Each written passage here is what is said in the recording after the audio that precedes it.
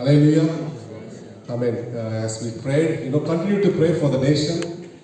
என்னென்று சொன்னால் 2 Chronicles chapter 7 verses 14. அவங்க சொல்லப்பட்ட வார்த்தை என்னவென்று பார்ப்போம். என் நாமம் தரிக்கப்பட்ட பிள்ளைகள் யாரு? கர்த்தருடைய பிள்ளைகளாகிய நாம் ஜெபிக்கும் போதுதான் கர்த்தர் சூழ்நிலை மாற்றுவார். ஆகவே இந்த உங்களுடைய ஜெபங்களிலே இதற்காக ஜெபிங்கள். கர்த்தர் தாமே உங்களோடு பேசுவாராக.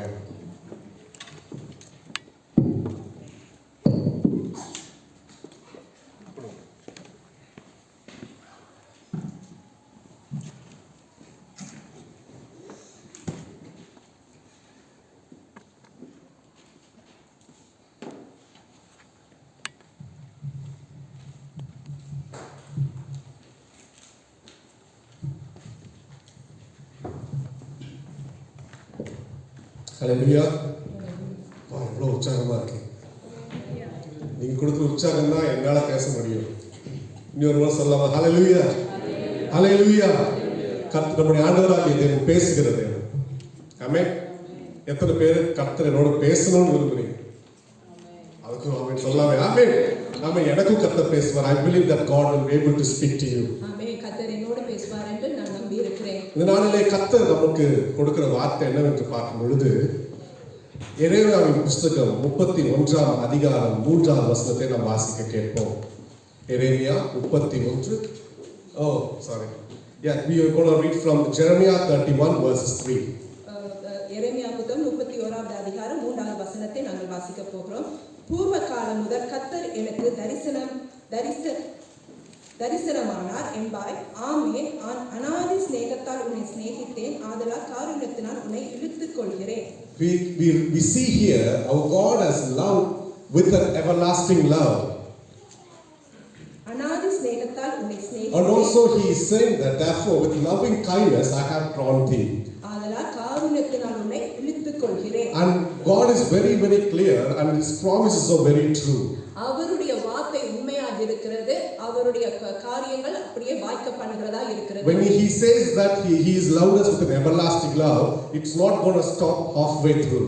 அவர் அநாதி சிநேகத்தால் உன்னை சிநேகித்தேன் என்று சொன்னால் அது பாதியிலே அது முடிந்து போவது அல்ல. Maybe if you compare with the people will say that I love you to the moon. நாங்கள் ஜனங்களை பார்த்து அவர்கள் சொல்லலாம் உன்னை நான் சிநேகிக்கிறேன் என்று. அவர்கள் கடந்து போய்விடுவார்கள். And also I have heard people saying that I'm going to be with you until the time I'm going to be with you. சில ஜனங்கள் நம்மை பார்த்து சொல்வாங்க ஒரு கடைசி நாட்கள் மட்டும் நான் உங்களோடு கூட இருப்பேன் என்று. We love our parents and we love our grandparents, we love our brothers, but they can only be with us until there's some limit of time. எங்களுடைய பெற்றோர்கள் எங்களுடைய பாட்டிமார்கள் எல்லாரும் எங்களுடன் சொல்லுவார்கள் நாங்கள் உங்களோடு இருப்போம் எப்பொழுதும் என்று. ஆனால் அவர்கள் எல்லாம் கடந்து போகிறவர்களா இருக்கிறார்கள். But God's promises like that I will have loved you with an everlasting. It says everlasting. ஆனால் வேதம் உங்களுக்கு ஆண்டவருடைய வார்த்தை சொல்லுகிறது நான் உங்களை அநாதி சிநேகத்தால் உங்களை நேசித்தேன். What is the meaning for everlasting? அநாதி சிநேகம் என்றால் என்ன? Can somebody say, young people can say to me, what does it mean everlasting? Lasting forever. There is no end to it. அதற்கு முடிவே இல்லை. There is no end to it. அதற்கு முடிவே இல்லை. Even if things may pass in our life. எங்களுடைய வாழ்க்கையில சில காரியங்கள் கடந்து போகலாம். Everything may pass in our life. எங்களுடைய வாழ்க்கையில எல்லாம் கடந்து போகலாம். Even whatever we believe can change. நாங்கள் நம்பியிருந்த காரியங்களும் மாறலாம். But the promises of the God will never ever change. ஆனால் தேவன் கொடுத்த வாக்குத்தத்தங்கள் ஒரு நாளும் மாறாது. That is what God is reminding his people, that I have loved thee with an everlasting love. அதனால தான் ஆண்டவர் நம்மை பார்த்து ஞாபகப்படுத்தி சொல்லுகிறார் அநாதி சிநேகத்தால் உன்னை நேசிக்கிறேன். It's not about group of people. அது ஒரு சின்ன கூட்டமாக மாத்திரம். It's very very particular about each and every individual. அவர் பார்த்து தனிப்பட்ட முறையில் ஒவ்வொருவரையும் பார்த்து சொல்லுகிறார். And I can clearly say that it is purely by God's grace that we are here today. இன்றைய நாளிலும் அவருடைய சுத்த கிருபையினால் மாத்திரமே நாங்கள் இந்த இடத்தில் இருக்கிறோம். We are the chosen generation. நாங்கள் தெரிந்து கொள்ளப்பட்ட ஜனம். We are the chosen people to worship the Lord.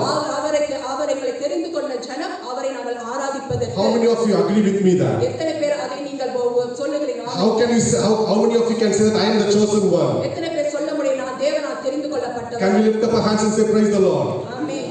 I am the chosen one. நான் தேவனால் தெரிந்து கொள்ளப்பட்டவன். Tell the person next to you, you are the chosen one. பக்கத்துல இருக்கிற பார்த்து சொல்லுங்க தேவனால் தெரிந்து. Our family is a chosen family. குடும்பம் தேவனால் தெரிந்து கொள்ளப்பட்டது. Our children is a chosen generation. எங்களுடைய பிள்ளைகள் எங்கள் தலைமுறைகள் தெரிந்து கொள்ளப்பட்டவர்கள். When God plans something, it does not plan for the limited period of time. தேவன் எங்களுக்காக ஒரு காரியத்தை நியமித்திருப்பார். அது கொஞ்ச காலத்துக்கு We மாத்திரம் may plan for until the life that we live, நாங்கள் எங்களுடைய காரியங்களை நாங்கள் யோசித்து தீர்மானப்பட அது கொஞ்ச காலம் மாத்திரம். but our God, the name of our God is an everlasting God.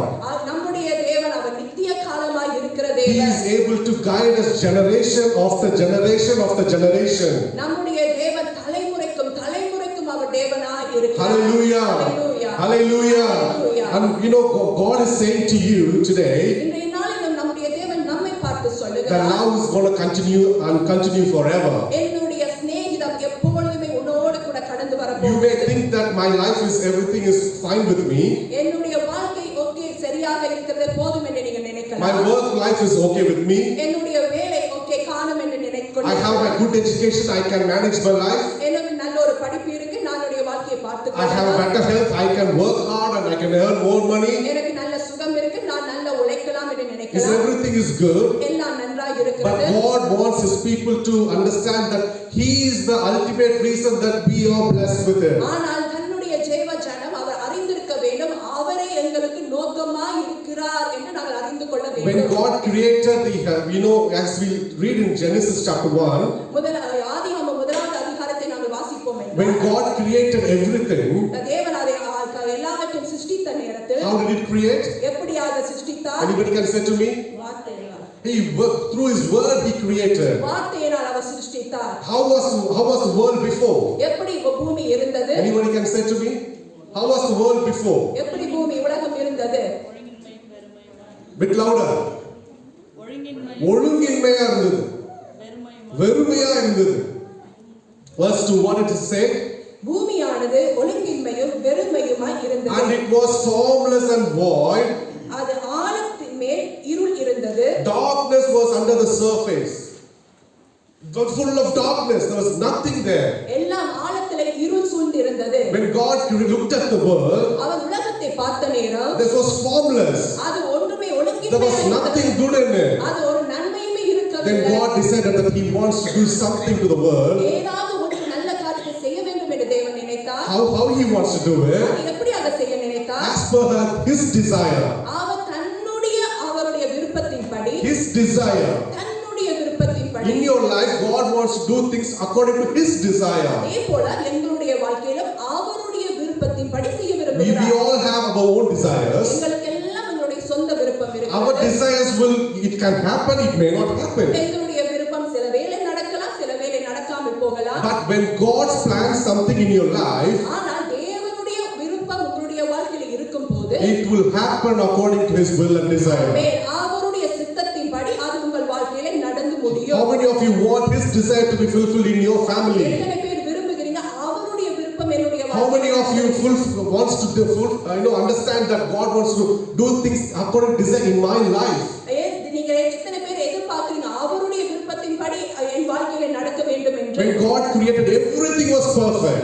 தேவன் சிருஷ்டித்த போது எல்லாம் சரியாக And இருந்தது. He was so pleased in every single details of the things that He did. அவர் அதை பார்த்து மிகவும் சந்தோஷப்பட்டார் ஒவ்வொரு காரியத்தையும். And in the end, God created the human. அவர் கடைசியாக மனிதனை உருவாக்கினார். And he was according to His own image. அவருடைய சொந்த சாயலாகவே மனிதனை உருவாக்கினார். Heavenly God, அந்த பரலோக தேவன் He made someone according to His own image, அந்த மனிதனை தன்னுடைய சொந்த சாயலாக so உருவாக்கினார். that He can relate with the person. ஏனென்றால் அவர் அந்த மனிதனோடு உறவு வைக்க He can வேண்டும். communicate with the person. அந்த மனிதனோடு ஒரு தொடர்பை He can வைத்துக் have a கொள்ள good life with that person. அந்த மனிதனோடு தன்னொரு வாழ்க்கை ஏற்படுத்த வேண்டும் என்று. That's what God He has done in Genesis chapter 1. அதனால அதைத்தான் ஆதியாகமம் முதலாவது அதிகாரத்தில் நாங்கள் பார்க்கிறோம். Every day God comes to relate with the person. அவர் எப்பொழுதுமே வந்து அந்த மனிதனோடு சம்பாஷணை பண்ணி கொண்டிருந்தார். How cool that would be. அது எவ்வளவு ஒரு சந்தோஷமான Heavenly God coming to your home, how cool that would be. நம்ம வீட்டுக்கு வரும்போது எவ்வளவு சந்தோஷமா How we can express our love. எங்களுடைய அந்த சந்தோஷத்தை அன்பை எப்படி நாங்கள் காட்டுவோம்? Is there a time limit?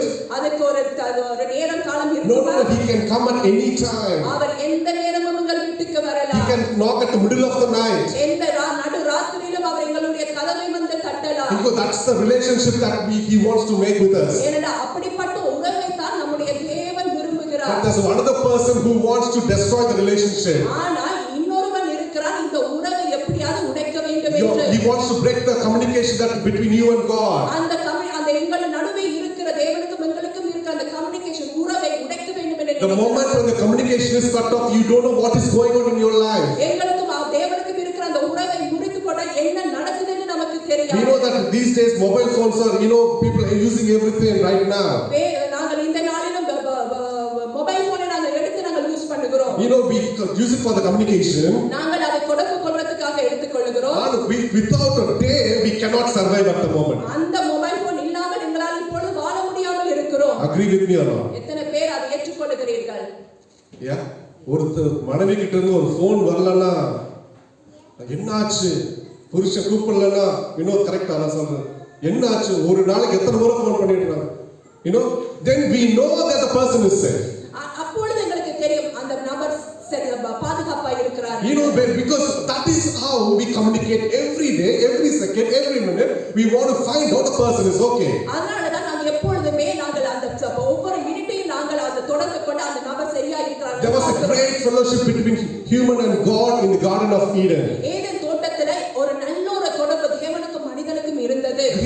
He loved the fellowship. அந்த உறவை ஆண்டவர் விரும்பினார். He could have expressed himself that Adam, this is what I'm going to do today. ஆதாமே நான் இதைத்தான் இன்றைய நாள் உங்களுக்கு செய்ய போகிறேன். Come on, let's go for a walk. நாங்கள் ஒரு நடை நாங்கள் போவோம். What is in your heart? Let's speak it out. நான் ஏதாவது உன் இதயத்தில் இருக்க எனக்கு நீ சொல்லு. What is your desire in your heart? உன்னுடைய விருப்பம் என்ன? And Adam would have said nothing. ஆனா ஆதாம் எதுவும் சொல்லியிருக்க மாட்டார். But he knows exactly what God, he needs in this. God knows exactly what he needs. ஏனென்றால் ஆண்டவருக்கு தெரியும் ஆதாமுக்கு என்ன தேவை என்று. And he made an exact companion to him.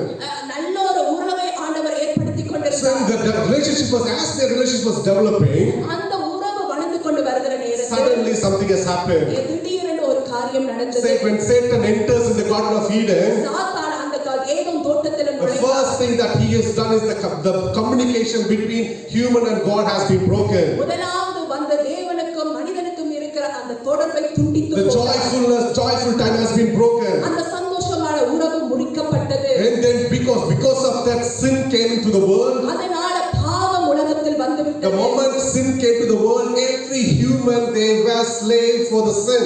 அந்த பாவம் உலகத்தில் வந்தபடினால் எல்லா மனிதர்களும் அடிமைத்தனத்துக்குள்ளாக கடந்து போய்விட்டார்கள். Every human kind of bonded with curses. அந்த எல்லா மனிதர்களும் சாபத்துக்குள்ளாக கடந்து போனார்கள். Because of Bible says that without shedding of the blood there is no redemption. ஏனென்றால் வேதம் சொல்லுகிறது இரத்தம் இல்லாமல் பாவ மன்னிப்பு இல்லை என்று. Even in other religions they still sacrifice animals. ஆனா மற்ற ரிலிஜியன்ஸ் எல்லாம் அவர்கள் ஏதாவது ஒரு மிருகத்தை அவர்கள் பலி செலுத்துவார்கள். Because by shedding they believe that their sins are forgiven. ஏனென்றால் அவர்கள் நினைக்கிறார்கள் இந்த பலியை செலுத்தினால் என்னுடைய பாவம் மன்னிக்கப்பட்டது என்று. Still they are doing it even after thousands of years, they are still doing it. இப்பொழுது கூட அப்படிப்பட்ட பலிகள் செலுத்தப்படுகிறது. But yet their sins are not forgiven. ஏனென்றால் இன்னும் அவருடைய பாவம் மன்னிக்கப்படவில்லை. But God of heaven, when we watched out, he thought that I need to go down to redeem such people. ஆனால் இந்த பரலோகத்தின் தேவன் நினைத்தால் நான் என்னுடைய பிள்ளையை போய் நான் விடுதலையாக்க வேண்டும். This is the story of life of Israelites. இதுதான் இஸ்ரவேலின் ஜனங்களுடைய கதையாய் இருக்கிறது. God has chosen them. தேவன் அவர்களை தெரிந்து They கொண்டார். related with him. அவர்களோடு உறவு He வைத்தார். showed all the signs and wonders. அற்புத அடையாளங்களை காண்பித்தார். When their life is okay, then they started to turn away from the Lord. நல்ல ஒரு வாழ்க்கை போய் கொண்டிருக்கும் போது தேவனுக்கு பின்னாக அவர்கள் திரும்பி They விட்டார்கள். turned away from the Lord. தேவனுக்கு மாறாக திரும்பி விட்டார்கள். So many times when after a period of time God sent a prophet. எத்தனையோ தடவை தேவ ஜனத்துக்கு நேராக தீர்க்கதரிசிகளை ஆண்டவர் அனுப்பினார். You shouldn't do this way. இப்படி இதை செய்யக்கூடாது. You should not relate with other people. அந்நியர்களோடு நீங்க தொடர்பு வைக்க You should கூடாது. not worship the idols.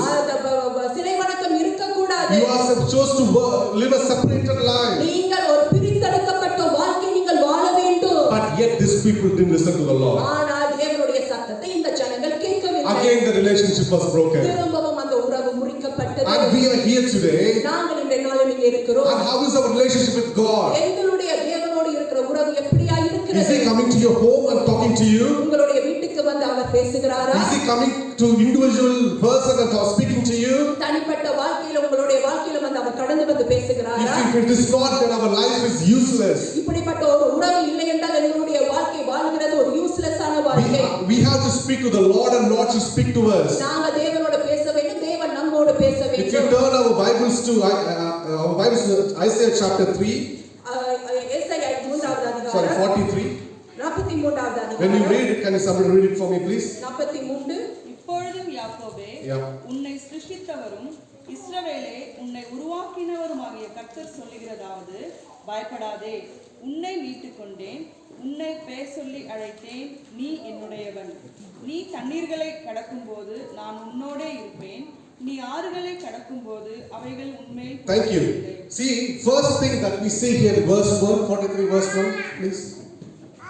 But now thus says the Lord, who created you, O Jacob, and he who formed you, O Israel. And he's saying that he who formed you, and what I say is in Tamil it says like that, உன்னை சிருஷ்டித்தவரும் இஸ்ரவேலை உன்னை உருவாக்கினவரும் உன்னை மீட்டுக் கொண்டேன் உன்னை பேசும். He is addressing உன்னை. It's you.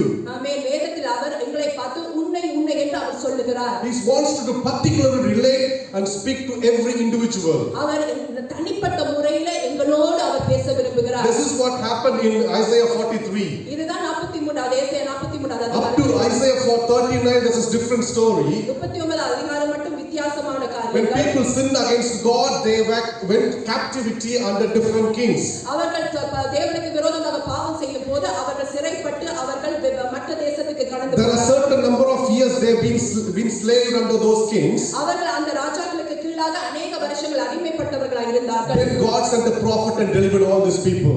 அவர் தேவன் அவர்களுக்கு நேராக தீர்க்கதரிசியை அனுப்பி விடுதலையாக்கினார். But you know what is happening here? இந்த இடத்துல என்ன நடக்கிறது? God is reaffirming that He wants to be the deliverer in the land. ஆண்டவர் விரும்புகிறார் என்னுடைய ஜனத்துக்கு நானே அவர்களை விடுவிக்கிற தேவனாய் இருக்கிறேன். I'm not going to forget them at all. நான் அவர்களை ஒரு நாள் மறக்க போவதில்லை. I will come down and I will deliver such people. அவர்களுக்காக நான் இறங்கி வந்து அவர்களை நான் விடுதலை செய்வேன். In this chapter we can see He is the God who formed us.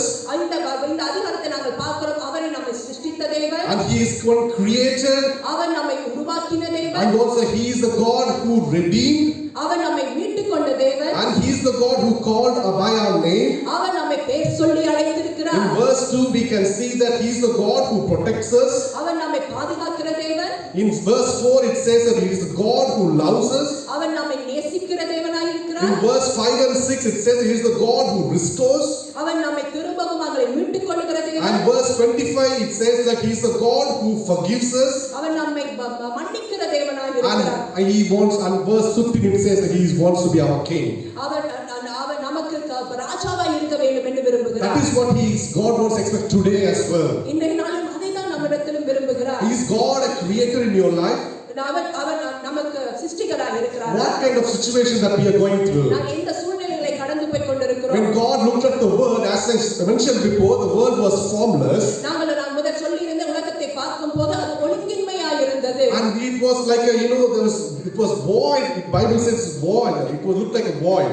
ஒன்றுமே இல்லாமல் காணப்பட்டது. ஒன்றும் இல்லாமல் இருந்தது. அதை பார்த்து when then God looked at it and He spoke a word to it.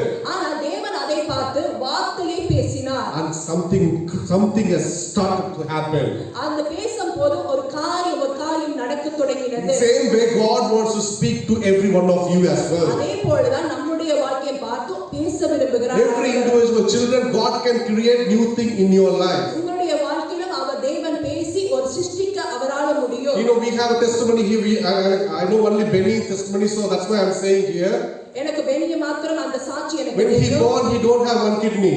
அவர் பிறக்கிறதுக்கு முன்பு அவருக்கு கிட்னி ஒன்று We இருக்கவில்லை. constantly with church and the family were praying. இந்த சபை மக்கள் குடும்பங்கள் எல்லாரும் ஜெபித்துக் கொண்டிருந்தார்கள். Suddenly something changed. ஆனால் திடீரென்று ஒன்று நடந்தது. When the doctor first scanned, there was only one kidney. Doctor scan பண்ணும்போது அந்த ஃபர்ஸ்ட் ஸ்கேன்ல ஒரே ஒரு கிட்னி தான் After some time they praying, again disappointment, they went back second time also the same. Doctor said like only one kidney. அவர்கள் ஜெபித்தார்கள் திரும்ப இரண்டாவது ஸ்கேனுக்கு போகும்போது அவர்களுக்கு எதிர்பாராத ஒரு நியூஸ் திரும்ப ஒரே கிட்னி தான் இருந்தது. இருந்தது. Third time they were continuing praying, and when they went for the last time, even their hope was really shattered. And when they went for the test, God says a 2 kidney. ஆமென். இவர்கள் எல்லாம் நம்பிக்கையெல்லாம் இழந்து போய் சோர்ந்து போன நிலை திரும்ப கடைசியாக அந்த ஸ்கேனை போய் பார்த்தார்கள். Then they have the two kidneys. அந்த 2 கிட்னி அந்த இடத்துல இருந்தது. How does it happen? எப்படி அது நடந்தது? Our God who creates. ஏனென்றால் அவர் சிருஷ்டிக்கிற தேவன். Shall we say that together, our God who creates? அவர் சிருஷ்டிக்கிற தேவனாய் இருக்கிறார். Even in my life, you can think that this cannot be happen. நாம நினைக்காம என்னுடைய வாழ்க்கையில இது நடக்கவே But நடக்காது. when the word of God comes into your life, everything happens by the grace of God. தேவனுடைய வார்த்தை உங்களுடைய வாழ்க்கையில கடந்து வரும்போது எல்லாமே நடந்து. Shall we say hallelujah? Amen. Shall we say lift up your hands and say hallelujah? Hallelujah. It will happen in my life. God will make everything new in my life. உங்களுடைய வாழ்க்கையில எல்லாம் புதிதாக It சிருஷ்டிப்பார். was formless in the beginning, அவர் ஒழுங்கின்மையாக முதலில் இருந்தது. but the word become life. அது வார்த்தை எங்களுடைய வாழ்க்கையில வாழ்க்கையாய் மாறினது. It become life. அது ஜீவனாய் மாறினது. மாறினது. When the word become life, அந்த வார்த்தை ஜீவனாய் மாறும்போது things started to happen. அது எங்களுடைய வாழ்க்கையில சில காரியங்கள் நடக்கத் When the தொடங்கியது. word of God comes in your life, தேவனுடைய வார்த்தை உங்களுடைய வாழ்க்கையில வரும்போது just take it to the Lord அது தேவனிடம் எடுத்துக்கொண்டு and போய் declare, God, you will do it in my life. அதை நீங்கள் அறிக்கை செய்யுங்கள். அந்த Maybe the first time situation is not happening, முதல் தடவை ஒன்றும் நடக்காதது போல second time it doesn't happen. அது ஒன்றும் நடக்காதது போல That இருக்கிறது. is what Shadrach, Meshach, Abednego maybe thinking at the firing furnace. அவர் சாத்ராக் மேஷாக் ஆபேத்நேகோ அந்த அக்கினி சூளையில் இருக்கும்போது அதைத்தான் They நினைத்திருப்பார்கள். were about to throw in the burning furnace அந்த அக்கினி ஜுவாலைக்குள்ளே எரிய பார்த்தார்கள். until God didn't come at all. தேவன் அந்த நேரம் மட்டும் வரவே But இல்லை. at that moment after, they were started to keep praising God. அந்த நேரத்திலும் அந்த சூழ்நிலையில் அவர்கள் ஆராதித்துக் கொண்டே When இருந்தார்கள். they keep praising God, they've been thrown into the furnace as well. அக்கினி ஜுவாலைக்குள்ளே அவர்கள் எரியப்பட்டார்கள். Then God came in the middle. அப்பொழுது தேவன் அவர்கள் நடுவிலே வந்தார். He is the God who creates things. அவர் நம்மை சிருஷ்டிக்கிற தேவனாக இருக்கிறார். And the Bible in John chapter 1 verses 3, it says like this. யோவான் 1வது அதிகாரம் 3வது வசனம் இப்படியாக சொல்லுகிறது. வாசிங்க, பின்னாடி யாரும் வாசிங்க. இப்ப எல்லா பேரும் நான் கூப்பிட போறேன். John 1:3. சகலமும் அவர் மூலமாய் உண்டாக்கிற்று, உண்டானதொன்றும் அவரால் எல்லாமல் உண்டாகவில்லை. All things were made by him, and without him was not anything made that was made. Everything was made, with by him. Hallelujah. சகலமும் அவர் மூலமாய் உண்டாக்கப்பட்டது. In our lives, everything what God has done, it's because of him. எங்களுடைய வாழ்க்கையிலும் அவர் மூலமாய் தான் சகலமும் நடந்து வருகிறது. Have you ever expected that we will be here today? நாங்கள் எதிர்பார்த்தோமா இங்கே நாங்கள் இருப்போம் என்று? Have you ever thought that my life will be like this? எங்களுடைய வாழ்க்கை இப்படி இருக்கும் என்று நாங்கள் நினைத்தோமா? But he has predestined, and he chosen every one of you to be here today. ஏனென்றால் அவர்களை முன்குறித்து அவரை முன் தீர்மானித்து நாங்கள் எங்களை இந்த இடத்தில் நிறுத்தி You can வைத்திருக்கிறார். read the similar verse in Colossians chapter 1 verses 16 as well. கொலோசியர் 1:16. 1:16 முதலாவது அதிகாரம் 16வது வசனம். சகலமும் அவரை கொண்டும் அவருக்கென்று சிருஷ்டிக்கப்பட்டிருக்கிறது என்று சொல்லி வாசிக்க முடியும். ஏனென்றால் அவருக்குள் சகலமும் சிருஷ்டிக்கப்பட்டது. பரலோகத்தில் உள்ளவைகளும் பூலோகத்தில் உள்ளவைகளும் ஆகிய காணப்படுகிறவைகளும் காணப்படாதவைகளுமான சகல வஸ்துகளும் சிங்காசனங்கள் ஆனாலும் கர்த்தத்துவங்கள் ஆனாலும். Here we can see that all things were created by him and for him. ஆமென். அவருக்குள் சகலமும் சிருஷ்டிக்கப்பட்டது. You may think that I am doing according to what I want to do in my life. நீங்க நினைக்கலாம் எனக்கு விருந்த விருப்பத்தின்படி நான் எல்லாம் செய்து கொண்டிருக்கிறேன். But here is very clear that God is doing things in our life according to his purpose. ஆனால் எங்களுடைய வாழ்க்கையில நடக்கிறதெல்லாம் அவருக்கு விருப்பமானபடி தான் நடந்து கொண்டிருக்கிறது. That is what God is saying today. அதனால தான் நம்மை பார்த்து தேவன் சொல்லுகிறார், Israel, I have created you, I have formed you. அதனால தான் நான் உன்னை சிருஷ்டித்தேன், நான் உன்னை உருவாக்கினேன். Second thing he wants to remind the church, and he wants to be the redeemer. இரண்டாவதாக நம்மை பார்த்து அவர் விரும்புகிறது, நான் உன்னை விடுவிக்கிறவராய் இருக்கிறேன். மீட்டுக்கொண்டேன் என்று சொல்லி இங்க பார்க்க முடியும். He wants to be the redeemer. அவர் நம்மை மீட்டுக் கொள்ளுகிற தேவனாய் இருக்கிறார். Shall we say redeemer? மீட்டுக் கொள்ளுகிறவர். Shall we say redeemer? And savior. Savior. Amen. Say it out, savior. Savior. Oh, what is a redeemer meaning? அவர் நம்மை மீட்டுக் கொள்ளுகிறார் என்றால் என்ன அர்த்தம்? Where does he mean? From where he wants to redeem? அவர் எங்கிருந்து நம்மை மீட்டுக் கொள்ள வேண்டும்? As I said before, நாம் சொன்னது போல when Adam and Eve committed sin, ஆதாமும் ஏவாளும் பாவம் செய்த போது they brought curse to the world. அவர்கள் உலகத்துக்கு சாபத்தை Every human being in this world was cursed. எல்லா உலகத்தில் வாழ்ற மனிதர்கள் எல்லாம் சாபத்துக்குள் போனார்கள். I don't want any one of us go through that situation. நாங்கள் அப்படியான காலத்துக்குள்ளாக நாங்கள் போகக்கூடாது. Cursing is, we have heard so many stories about cursing. அந்த சாபத்தை குறித்து अनेक காரியங்களை நாங்கள் கேட்டிருக்கிறோம். And the curse can go generation after generation. அந்த சாபம் வந்து தலைமுறையாக கடந்து போகும். But that is what happening in the humankind. அதுதான் மனிதனுடைய வாழ்க்கையில நடக்கிறது. In Old Testament, redeemer means பழைய ஏற்பாட்டிலே மீட்டுக் கொள்வது என்றால் person who cannot pay back the debt, then they become slave to that person. அவர்கள் திரும்பவும் அந்த பணத்தை செலுத்த முடியாதனால் அந்த நபருக்கு அவர்கள் அடிமையாகி They போய்விடுவார்கள். cannot able to pay back. அவர்கள் திரும்பவும் அதை செலுத்த முடியாமல் போகும். Only anyone can come and pay off the full amount, then they can set the person free. யாராவது அதை முழுமையாக வந்து கட்டினாலே ஒழிய அவர்கள் You விடுதலையாக்கப்படுவார்கள். can read that in Leviticus chapter 25 verses 28. You can read that when you get home. லேவியராம் 25-28வது அதிகாரத்தில் அதை பற்றி சொல்லப்பட்டிருக்கிறது. We can see that we need someone who redeem in order to set us free. அவரை நம்மை மீட்டுக் கொள்ள வேண்டும், நம்மை விடுதலையாக்க வேண்டும். In order to set us free, somebody has to redeem us. அவர் நம்மை மீட்டுக் கொள்வதற்கு நமக்கு ஒருவர் தேவையாய் இருக்கிறது. Christ was looking from the heavens. People were throwing curses after curses in their life. பரலோகத்தில் இருக்கிற தேவன் பார்த்துக் கொண்டே இருந்த இந்த ஜனங்கள் தலைமுறை சாபத்துக்குள்ளே போய் கொண்டிருக்கிறார்கள். Then he chose to come down and he laid his life and he gave his life to redeem each and every one of us. அதனால்தான் அவர் பூமியிலே வந்து தன் ஜீவனை கொடுத்து அவர் எங்களை மீட்டுக் கொண்டார். Amen. Hallelujah.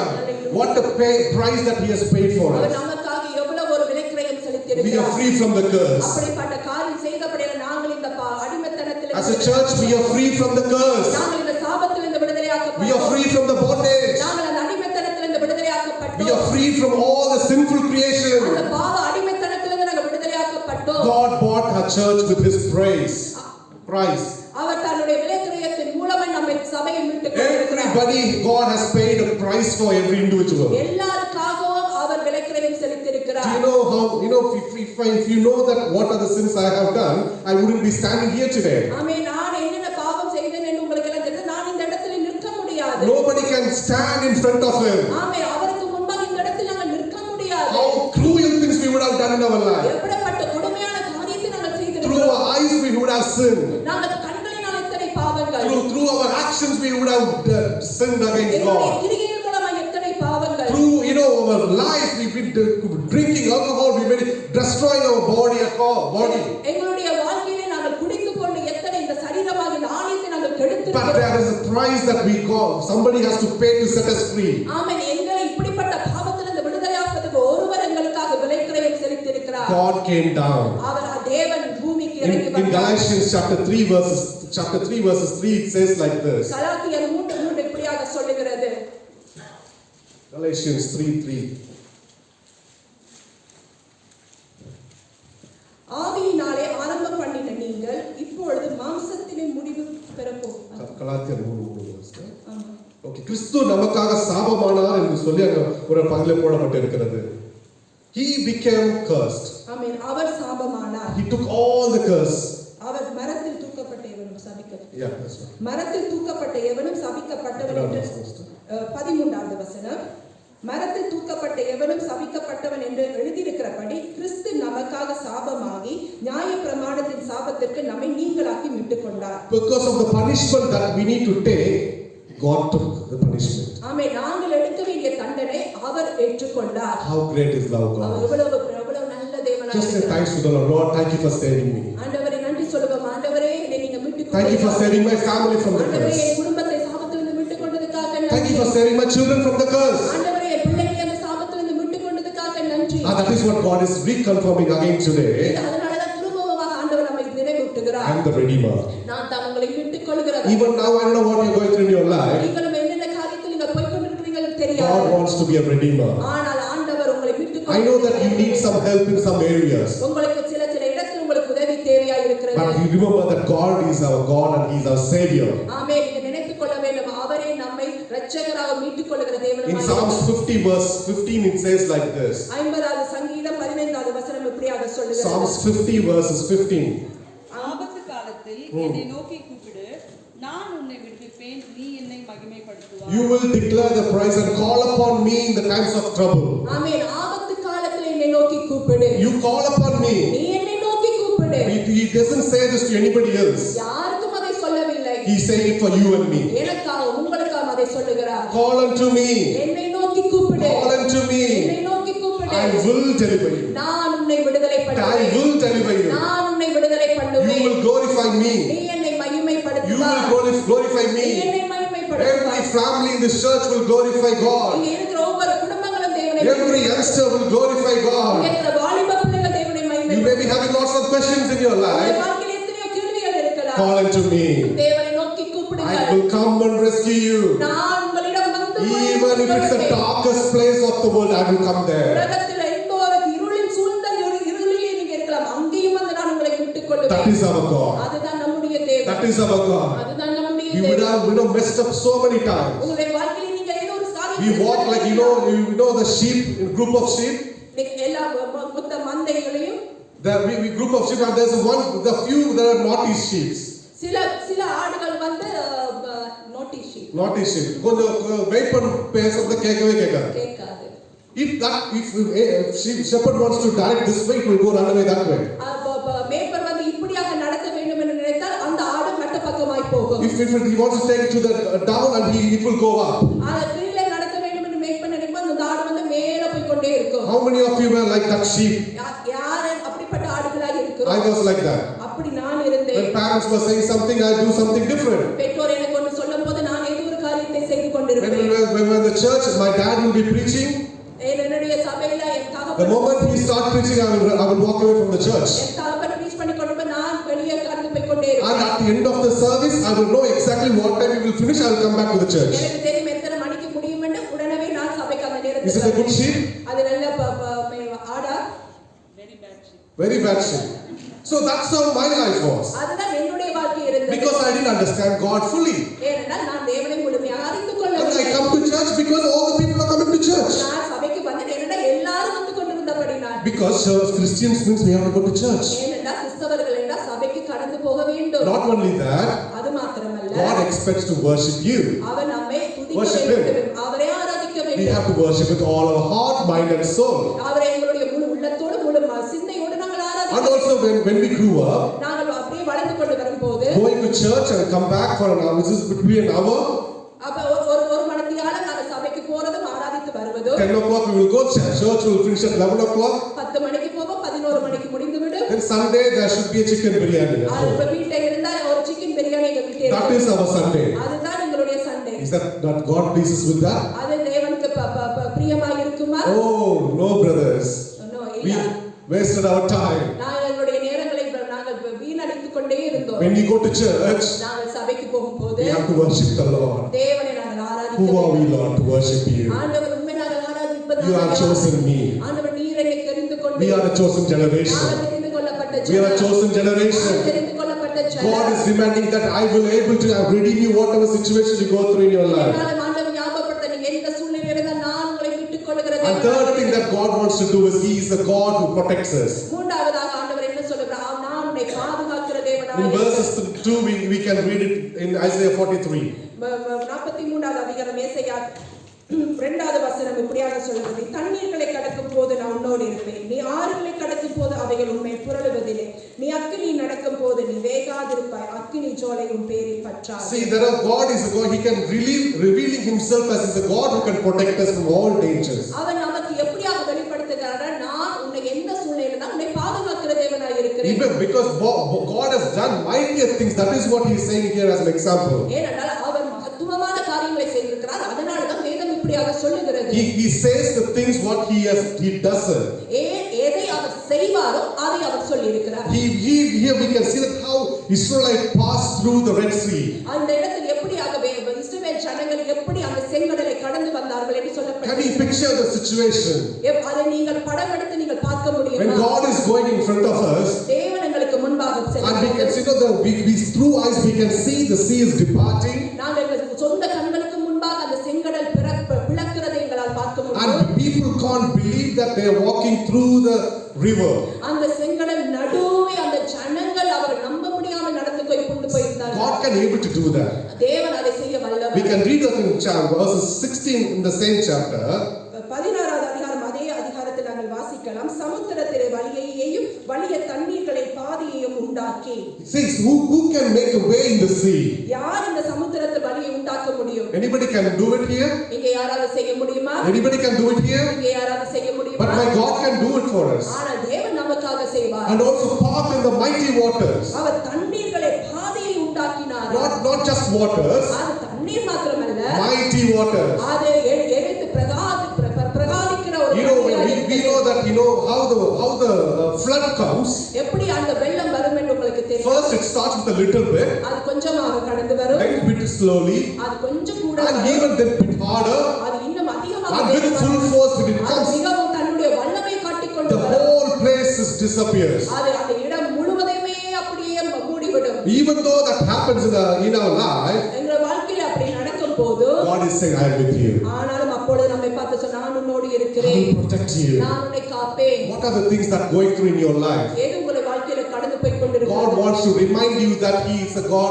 I can protect you, brother. ஆனா நம்மை பார்த்து அவர் சொன்ன, நான் உன்னை I can பாதுகாக்கிறேன், protect you, sister. நான் உன்னை பாதுகாக்கிறேன். And also, fourth thing that God is saying here is, நாலாவதாக He says in verse 4, 4வது வசனம், நீ என் பார்வைக்கு அருமையானபடியினால் கனம் பெற்றாய், நான் உன்னை சிநேகித்தேன். thank you. So here, what God is saying to us, இந்த இடத்தில் ஆண்டவர் என்ன சொல்லுகிறார்? what do we see here? என்ன சொல்லுகிறார்? Sattama. Precious in my sight. Precious in my sight. அப்புறம் நான் உன்னை நேசிக்கிறேன். ஆ? நான் உன்னை சிநேகிக்கிறேன். சத்தமா சொல்லாமே வேற என்ன பண்ணிட்டு ஸ்நேகிக்கிறேன்னு சொல்றாரு. God says, I love you. ஆமென். ஆண்டவர் சொல்றார், நான் உன்னை சிநேகிக்கிறேன். யார் சொல்றா? ஹஸ்பண்டா? ஹஸ்பண்ட் கூட மறந்துடுவோம். சில நேரத்துல சார் தமிழ்ல சொல்றேன், எப்பயா கடைசியா ஏதாவது சொல்லிட்டா, கடைசியா எப்ப நீ ஐ லவ் யூ சொன்ன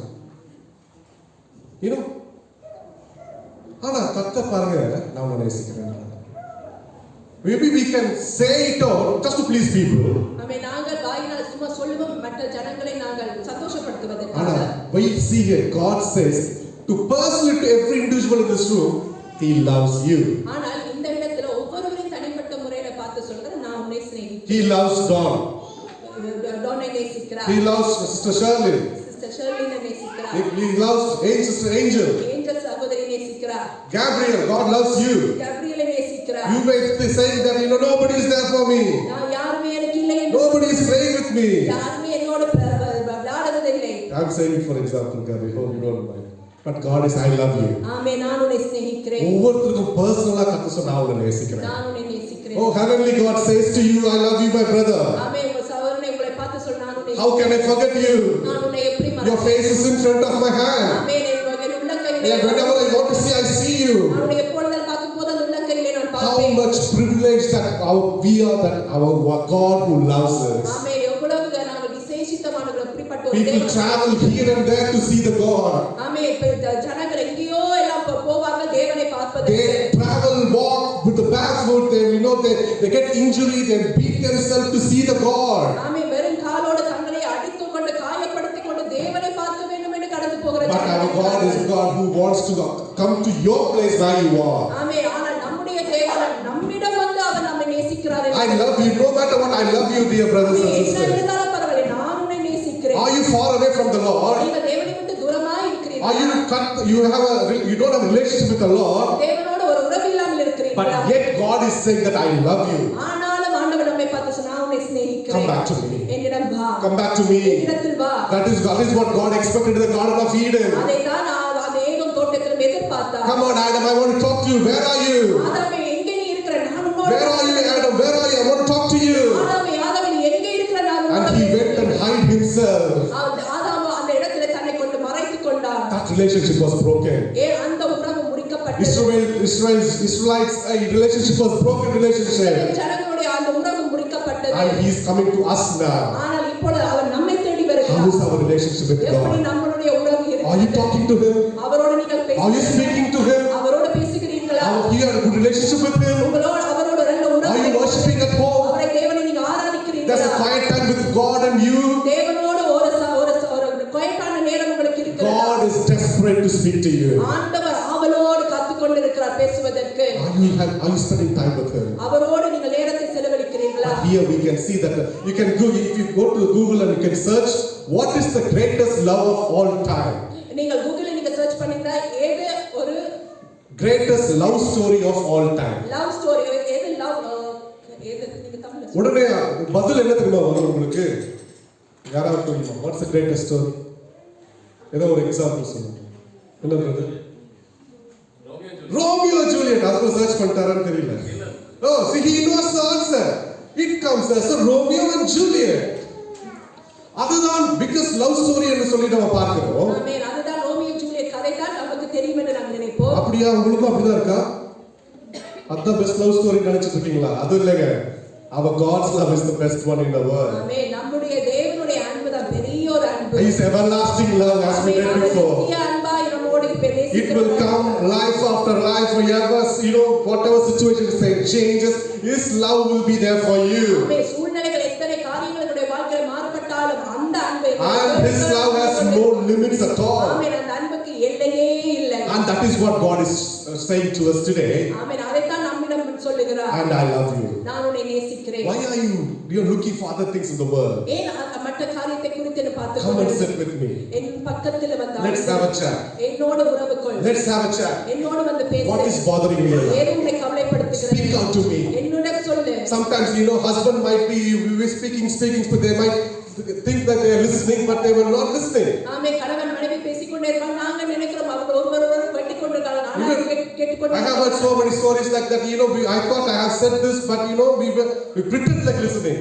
ஆமென். நான் Is it true? எனக்கு அப்படியான காரியங்கள் இருக்கிறது. பேசிக்கொண்டே இருப்பார். அவர் கேட்கிறாரா இல்லையான்னு தெரியாது. How is your husband? He is good at listening. Amen. Amen. So, but sometimes even little things humans might miss out. Humans might miss out. ஆமென். சின்ன காரியம் கூட மனிதர்கள் வந்து அதை வந்து இழந்து விடுவார்கள். But God remembers every details of your prayers. ஆமென். தேவனோ நாங்கள் எடுக்கிற சின்ன சின்ன காரியம் ஜெபத்தை கூட அவர் கவனித்து Every small prayer that children make, God hears. ஆமென். சின்ன பிள்ளைகள் நீங்க ஜெபிக்கிற அந்த சின்ன ஜெபங்களை ஆண்டவர் கவனித்து At home, encourage your children to pray. ஆமென். உங்கள் பிள்ளைகளை நீங்கள் உற்சாகப்படுத்துங்கள் ஜெபிப்பதற்கு. Children's prayers are so powerful. ஆமென். பிள்ளைகளுடைய ஜெபம் மிகவும் வல்லமை உள்ளது. When my little brother, when he was 5 years old, என்னுடைய சகோதரர் 5 வயது இருக்கும்போது we went out to the church and my dad locked the door and he went somewhere else. நான் வீட்டுக்குள்ளே சகோதரன் இருக்கும்போது என் தகப்பன் வீட்டை பூட்டி விட்டு கடந்து போய் விட்டார். When we had relatives came on that day, உறவுகள் எல்லாம் எங்க வீட்டுக்கு we வந்திருந்தாங்க. all standing outside that who will open the door for us. நாங்க வெளியே நின்னுட்டே இருந்தோம். யார் எங்க வீட்டு கதவை திறப்பார்கள்? How we can break the lock? எப்படி அதை ப்ளாக்கை உடைக்கலாம் என்று பார்த்துட்டு I was like 7-8 years old. நான் 7-8 வயது இருக்கும். Can I go and break it? I can't. நான் என்னால போய் அந்த கதவை உடைக்க இயலாது. But my little brother, we taught them about God, and he went there and he went to the door and he pulled the lock. In Jesus' name, come out, and the lock was broken. ஆமென். அவர் அந்த கதவுக்கு பக்கத்துல போய் இயேசுவின் நாமத்தினாலே என்று சொல்லி அதை உடைக்கும் போது அந்த லாக் அப்படியே கையில வந்து. How does that happen? எப்படி அது வந்தது? God, they have the power in their mouth. ஏன்னா அந்த வாயில வல்லமை So இருக்கு. that is why God wants every children in the church to grow in prayer. அதனால தான் நம்முடைய பிள்ளைகள் அந்த ஜெபத்திலே வளர வேண்டும்.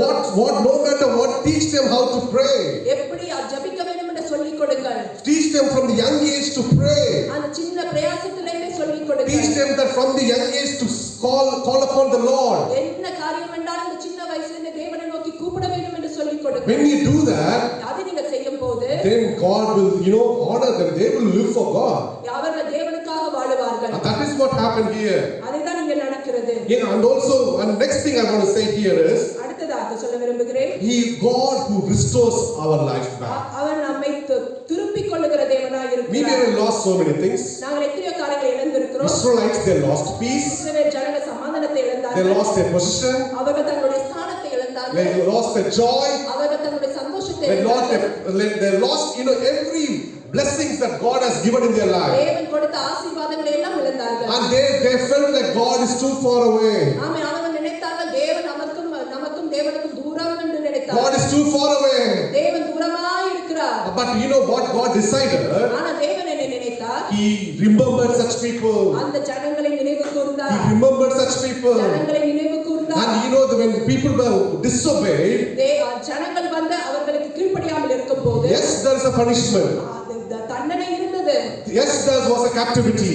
சிறைச்சாலை அடிமைத்தனம் இருந்தது. But in midst of that, God also remembered them. அந்த நடுவிலும் தேவன் நினைத்தார். God remembered them. தேவன் அவர்களை நினைத்தார். In verse 5 and 6 you can see that. 5-6 வசனத்திலே நாங்கள் பார்க்கலாம். God brought all the people from different directions. ஆமென். அங்கங்க சிதறி போயிருந்த ஜனங்களை அவர் சேர்த்துக்கொண்டு He brought all the things towards them. ஆமென். அவர்களுக்கு நேராக அவர்களை சேர்த்துக்கொண்டு வந்தார். Our God who restores. ஆமென். அவர் தேவன் நம்மை திரும்பவுமாக சேர்த்துக்கொள்ளுகிற He தேவன். wants to restore your house with a peace. ஆமென். உங்களுடைய வீட்டை சமாதானத்துக்குள்ளே He கொண்டு wants to restore your house with a joy. ஆமென். உங்களுடைய வீட்டை சந்தோஷத்தால் திரும்ப கொண்டு வர. And also you may be, your health may be destroyed. ஆமென். உங்களுடைய சரீரத்தில் சுகம் இல்லாமல் இருக்கலாம். God wants to heal you. ஆமென். தேவன் உங்களை சுகப்படுத்த விரும்புகிறார். And in Jeremiah chapter 30 verses 17 it says like this. எரேமியா 30வது அதிகாரம் 17. 17வது வசனம், அவர்கள் உன்னை விசாரிப்பற்ற சீயோன் என்று சொல்லி உனக்கு தள்ளுண்டவர் என்று பெயரிட்டபடியினால்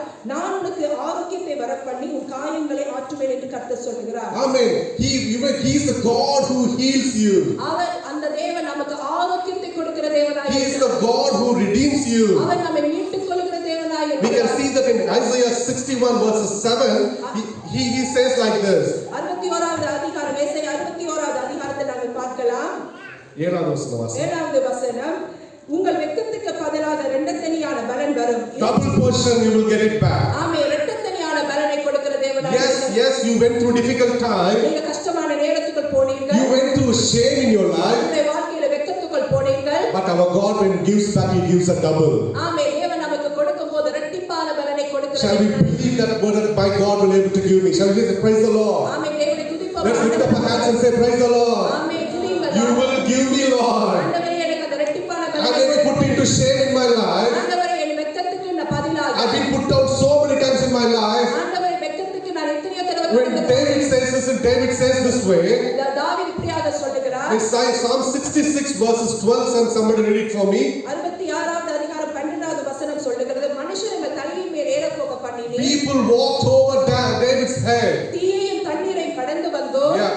செழிப்பான இடத்தில் எங்களை கொண்டு வந்து. When David says this, people were walked over his head. People were put him down. ஆமென். ஜனங்கள் என்னை தலையின் மேலே நடந்தார்கள். Maybe you may be going through that kind of situation. அப்படிப்பட்ட சூழ்நிலைகளை நீங்கள் கடந்து போய் But கொண்டிருக்கிறீர்கள். only remember that our God who can able to restore. ஆமென். நீங்கள் ஒண்ணே நினைக்க, தேவன் மாத்திரமே எங்களை அப்படிப்பட்ட காரியத்துல திருப்பி. In 1 Peter chapter 5 verses 10 it says like this. 1 பேதுரு 5வது அதிகாரம் 10வது வசனம் இப்படியாக சொல்லுகிறது. He is the God who can make us firm. ஆமென். அவர்தான் நம்மை ஸ்திரப்படுத்துகிற தேவனாய் இருக்கிறார். And also he is the God who strengthens us. அவர் நம்மை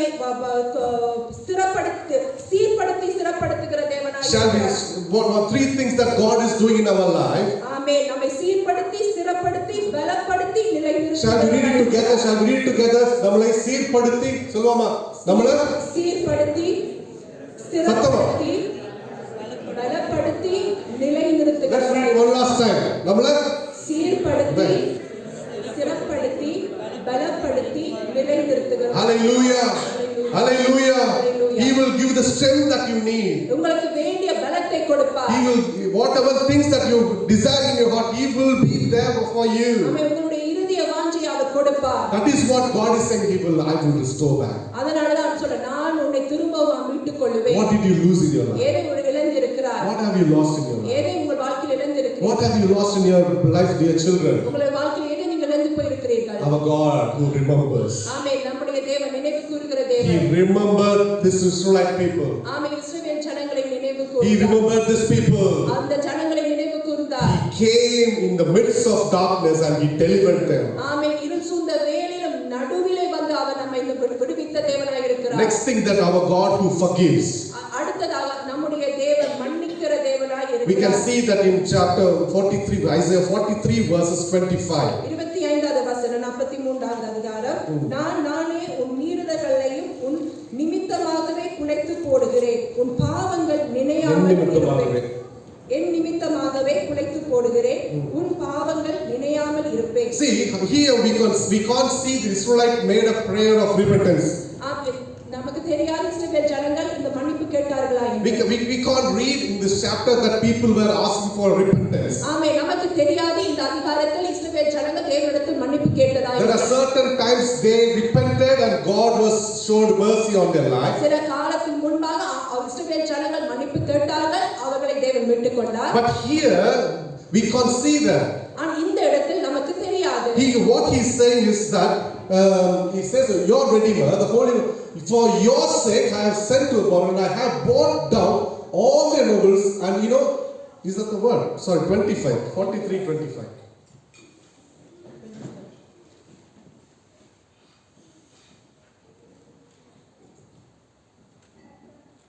See, he bottled thy transgressions. We can see that. Our bottle, he hid all our transgressions.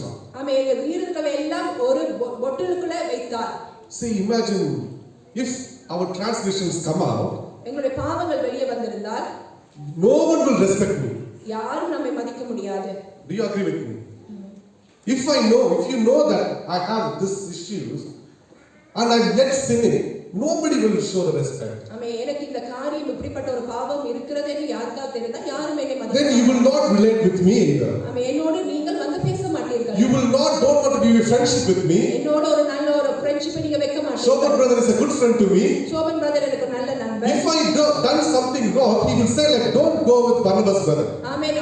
இதை நான் செய்த பாவம் அவருக்கு தெரிய வந்தா அவர் சொல்வார், ஐயோ அந்த சகோதரனோடு நீங்க சேர வேண்டாம். Is it true? That's a human factor, yeah? அதுதான் உண்மையான ஜனங்கள் நினைக்கிற காரியம். But you know what God does is, ஆனா தேவன் என்ன செய்கிறார்? when we open our hearts to the Lord, நாங்கள் தேவனிடம் எங்கள் இதயத்தை and what he says is, he bottled out thy transgressions. ஆமென். எங்களுடைய மீறுதல்கள் எல்லாம் அவர் அந்த பாட்டில்ல வைக்கிறாரா? அவர் நிமித்தமாக என் நிமித்தமாக அதை மறைச்சிடுறாங்க. ஆமென். எவ்வளவு கிருபையான ஒரு காரியம் பாருங்க. இன்னும் பாருங்க, Isaiah 38:17 it says like this. 38 வசனம் இப்படியாக சொல்கிறது. Isaiah 38:17. 17வது வசனம். இதோ சமாதானத்துக்கு பதிலாக மகா கசப்பு வந்திருந்தது. தேவரீரோ என் ஆத்துமாவை நேசித்து அழிவின் குழிக்கு விலக்கினீர். என் பாவங்களை எல்லாம் உமது முதுகுக்கு பின்னாக எறிந்துவிட்டீர். He cast all my sins behind thy back. ஆமென். அவருடைய முதுகுக்கு பின்னாக எறிந்துவிட்டார். Every sins of my life God has thrown behind his back. ஆமென். என்னுடைய பாவங்களை எல்லாம் அவருடைய முதுகுக்கு பின்னாக எறிந்துவிட்டார். Our God is a God who don't want to remember what we have done in the past. ஆமென். நம்முடைய தேவன் நாங்கள் செய்த பாவங்களை எல்லாம் நினைவு கூறுகிற தேவன் அல்ல. Yet we have our own past. We will think about the past. நாங்கள் எங்களுடைய செய்த பாவங்கள் பழைய பாவங்களை நினைக்கிறோம். When we discuss with the people, we think, oh, I have done this when I was younger. ஆமென். நாங்கள் ஜனங்களோட பேசும்போது நான் இந்த சிறுபிள்ளையா இருக்கும்போது இதை நான் I have done this and that. இது இப்படியாக நான் செய்திருக்கிறேன். But once when we give our life to the Lord, ஆனா தேவனிடம் எங்கள் வாழ்க்கையை கொடுக்கும்போது he taken care of our every baggages, அவர் எங்களுடைய பாவங்கள் அந்த சுமைகளை and எல்லாம் he throws away behind his back. அவருடைய தமது முதுகுக்கு பின்னாக எறிந்து And விடுகிறார். even though after long years you go back, God, do you remember I have done this? நான் அநேக வருஷத்துக்கு பின்பாக ஆண்டவரிடம் போய் ஆண்டவரே நான் இதை செய்தேனே என்று சொல்லும்போது God will say, what are you talking about? எதை குறித்து நீ What are you talking about? எதை குறித்து நீ பேசுகிறாய்? Once it's gone, it's gone. அது முடிந்தது. You are a new creation today. இப்பொழுது நீ புது You சிருஷ்டியாய் are a new creation today. நீ புது சிருஷ்டியாய். Whatever the life you had in the past, உன் வாழ்க்கை கடந்த கால வாழ்க்கையில எப்படிப்பட்ட வாழ்க்கையா இருந்தாலும் God has thrown everything away now. ஆமென். இப்பொழுது அவைகள் எல்லாம் நான் பின்னாக தூக்கி எறிந்து விட்டேன். Are you a new creation in Christ இப்பொழுது today? நீங்கள் புது சிருஷ்டியாய் இருக்கிறீர்களா? Are you a new creation in Christ today? புது சிருஷ்டியாய் இருக்கிறீர்களா? That is what God wants us. Whatever it is, confess to me. ஆமென். எதெல்லாம் நீ வைத்திருக்கிறாயோ அதெல்லாம் என்னிடம் வந்து சொல்லு. Speak to me. என்னிடம் வந்து சொல்லு. I don't want the relationship which was broken between Adam and Eve. ஆதாமும் எனக்கும் இருந்த உறவு முறிந்தது போல உன்னோடு இருக்க கூடாது. I want to talk to you. நான் உன்னோடு பேச வேண்டும். And he wants to renew the thing with us. ஆமென். எங்களோடு இருக்கிற அந்த உறவை புதுப்பிக்க விரும்புகிறார். He wants to come and spend time in your family. எங்களோட குடும்பத்தில் அவர் அந்த And lastly, God wants to be our king. ஆமென். அவர் நமக்கு ராஜாவா இருக்க வேண்டும். He wants, in verse 15 it says like this. 15வது வசனம் இப்படியாக சொல்லுகிறது. He wants to be our king. அவர் நமக்கு ராஜாவா இருக்க When விரும்புகிறார். God is our king, அவர் நமக்கு ராஜாவா இருக்கும்போது what are the things that we lack? நாம் எதெல்லாம் எங்களுக்கு குறைவுபட்டு இருக்கும்? What do we lack? எது எங்களுக்கு குறைவா இருக்கும்? When God is our king, அவர் நமக்கு ராஜாவா do இருக்கும்போது you lack anything? எதுவும் உங்களுக்கு குறைபடாது. Do you lack anything, children? ஏதாவது குறைவா இருக்குமா? If God is your king, do you lose anything? He will give what you need. ஏதெல்லாம் உங்களுக்கு வேணுமோ அதெல்லாம் கொடுப்பார். He knows exactly what to give. எதை கொடுக்க வேண்டும் என்று அவருக்கு தெரியும். Sometimes king will be very strict in his rules. அந்த ராஜா வந்து சில நேரத்துல தன்னுடைய கட்டளைக்கு ஸ்ட்ரிக்ட்டா இருப்பார். When to give and what to give. எப்ப கொடுக்கணும் எப்ப கொடுக்க கூடாது. But we will be praying, God give me that, but God knows when to give. ஆனால் நாம் ஆண்டவருக்கு ஆண்டவரே தாங்க நான் ஆண்டவருக்கு தெரியும் எப்ப. Because he is our king. ஏன்னா அவர் நமக்கு ராஜாவா இருக்கிறார். Is God king in your life? அவர் உங்களுக்கு உங்களுடைய வாழ்க்கையில் ராஜாவா இருக்கிறார். Even the blessings when it delays, is he still your king? அவர் உங்கள் வாழ்க்கையில சில தாமதங்கள் ஆனாலும் அவர் உங்களுக்கு ராஜாவா இருக்கிறாரா? Some people have Louis name with the Louis king. Louis பேரோட கிங் என்று இருக்கிறது. We have a Joseph brother and his name is king. ஆமென். ஜோசப் பிரதருக்கு கிங் என்ற If பேர். we go to him, can he give everything? அவர்கிட்ட போய் எல்லாத்தையும் கொடுக்க முடியுமா? He has a name, just for the name he has a king. ஆமென். அவர் அந்த ராஜாவின் பெயரை மாத்திரம் வைத்திருக்கிறார். And he can give up to some limit. கொஞ்சம் அவரால் முடிந்த மட்டும் கொடுக்க But முடியும். when God is our king in our life, ஆனால் நம்முடைய வாழ்க்கையில் அவர் ராஜாவா இருக்க we will முடியும். not lack anything. ஆமென். எங்களுடைய வாழ்க்கையில் எதுவும் குறைபட்டு Let's say praise the Lord. Amen. I will not lack anything. ஆமென். எங்களுடைய வாழ்க்கையில் எதுவும் குறைபட்டு போகாது. And that is what God is saying to you today. இதை நான் நம்மை பார்த்து தான் சொல்ல I வேண்டும். have loved you with an everlasting amen. love. அநாதி சிநேகத்தால் உன்னை சிநேகித்தேன். Every one of you, God is saying that God has loved you with an everlasting love. இதை நம்மை பார்த்து ஒவ்வொருவரை பார்த்து சொல்லுகிறார். அநாதி சிநேகத்தால் உன்னை I Nesithen. don't want God to be disappointed on the last days. ஆமென். எங்களுடைய வாழ்க்கையில அவர் டிசப்பாயிண்ட் ஆகாமல் இருக்க வேண்டும். I don't want God to say that I came to someone's home and they didn't open the door for me. ஆமென். தேவன் நம்மை பார்த்து சொல்லக்கூடாது வீட்டுக்கு நான் வந்தேன் அவர்கள் கதவை திறக்கவில்லை என்று This is the சொல்லக்கூடாது. time they have a prayer, but they didn't have a prayer today. But the king will walk in, and there's nothing happened. He went back and gone back with disappointment. ஆமென். ஜெபம் இருக்க வேண்டிய நேரத்தில் ஜெபம் இல்லை. அந்த ராஜா வந்து கடந்து பார்க்கும்போது அது இல்லை என்று அவர் கடந்து போய் விடுவார். You know what happens when the king people when they go to the wedding festival, they didn't have the garment they're supposed to have. ஆமென். ராஜா அந்த கல்யாண வீட்டுக்கு போகும்போது அந்த வஸ்திரம் அணிய வேண்டிய அந்த வஸ்திரம் அவர்களுக்கு இருக்கவில்லை. But you know God expects there should be a praise in your family. ஆமென். உங்களுடைய வாழ்க்கையில அந்த வஸ்திரமாகிய துதி இருக்க வேண்டும். We can see that in chapter 4 verses 43 verses 21. I will finish quickly. ஆமென். 43வது அதிகாரம் 21. 21. இந்த ஜனத்தை எனக்கென்று ஏற்படுத்தினேன் இவர்கள் என் துதியை சொல்லி வருவார்கள். My people shall, what does it say? Are they shoot forth my praise? And God is expects in your mouth there should be a praise. ஆமென். தேவன் நம்முடைய எதிர்பார்க்கிறார் வாயிலிருந்து அந்த துதி இருக்க வேண்டும் என்று. Are we praising when we come together? நாம் தேவனை கூட்டமாக கூடி வரும்போது நாம் துதிக்கிறோம். Are we praising the Lord when you are driving the car? காரை நீங்கள் ஓட்டும் போது தேவனை துதிக்கிறீர்களா? When you go to work, are you praising God? வேலைக்கு செல்லும் போது தேவனை துதிக்கிறீர்களா? You know our praise should be in our lips all the time, as David says. ஆமென். நம்முடைய வாழ்க்கையில எப்பொழுதுமே அந்த துதி இருக்க வேண்டும். That is what our God expects in our life. அதைத்தான் நம்மிடத்திலிருந்து ஆண்டவர் எதிர்பார்க்கிறார். So why he is expecting? எதனால் எதுக்கு அவர் To எதிர்பார்க்கிறார்? make a relationship with us. ஏனென்றால் நம்மோடு அவர் அந்த உறவை வைத்துக் Do கொள்வதற்கு. you have a relationship with God? உங்களுக்கு தேவனுக்கு உறவு இருக்கிறதா? God wants to speak to you. ஆண்டவர் உங்களோடு பேச Let's விரும்புகிறார். rise up to the feet and let's pray.